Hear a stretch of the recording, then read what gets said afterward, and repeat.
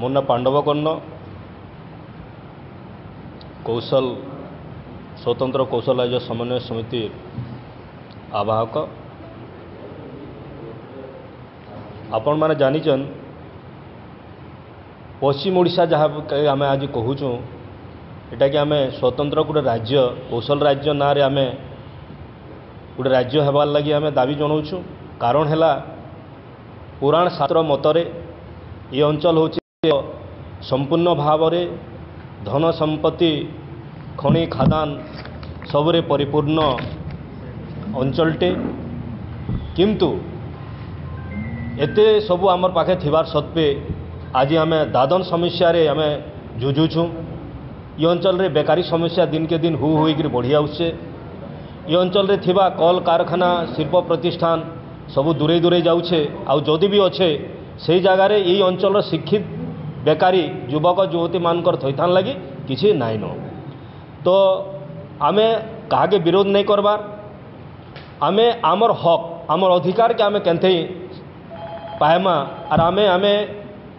आमर अधिकार के साब्यस्त केनथे करि पार आमे केवल तार ही रास्ता है आउ ये जेन एमे आमर 31 मार्च 1 एप्रिल और 2 एप्रिल दिन जेन 3 दिन धरिकी आमर गोटे कार्यक्रम है बरगढ़ रे सारा वर्ष रे थिबा आमर कौशल प्रेमी ये अंचल जेन जनसाधारण बा ज्ञानी विज्ञानी जो मैंने थे समस्ते जोग देवार प्रस्ताव अच्छे एवं आमर अंचल शिक्षा चाकरी व्यवसाय सहित आमर अंचल जेते आमे कौशलांचल लोक अच्छु आमर अंचल संपत्ति के आमर भितरे केनता करी ताके आमे बढ़ाई पारमा एवं आमे तार उन्नति करि पारमा एवं भारत वर्ष रे कौशल राज्य स्वतंत्र गोटे कौशल राज्य केंद्र मुंड टेकिकी से माने प्रतिपत्तिशील हो पारबे तार ही योजना हेबा आउ इसलिए ये कार्यक्रम के आमे आपण मानकर सामने रखीचु एवं समस्तंकर भीतर के ढुकाबाली चाहूँ एवं सरकार के मध्य जणै देबार लगे आमे चाहूँ। मोर परिचय होचे एडवोकेट प्रशांत कुमार माझी ये जेन कार्यक्रम हेबा से कार्यक्रम मुई मुख्य संयोजक दायित्व रे अच्छे हलधर नाग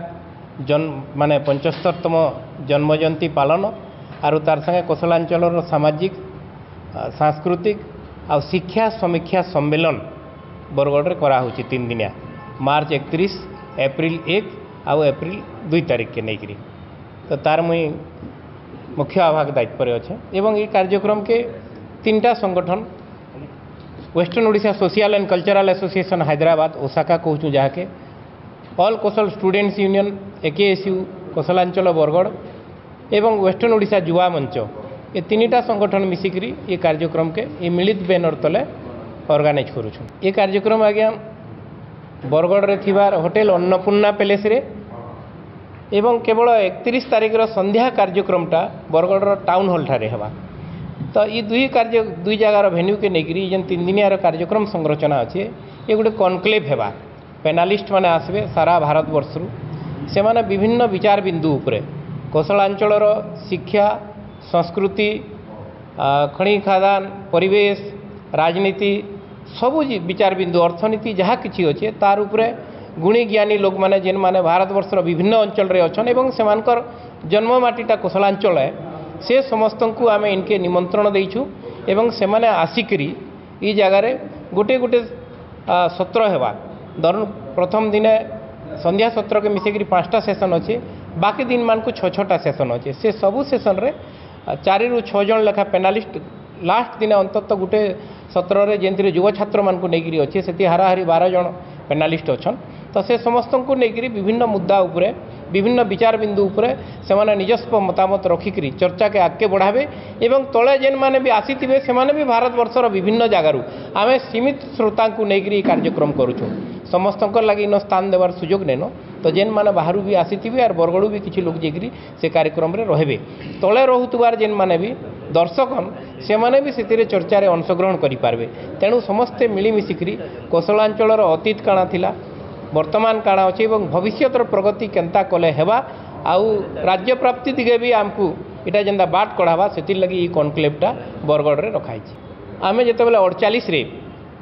कोसलांचलटाके मिसई दिहला और ओडिशा संगे कलिंग उत्कल कोसल मिसिकी ओडिशा होता सेतकी दिन 48 पर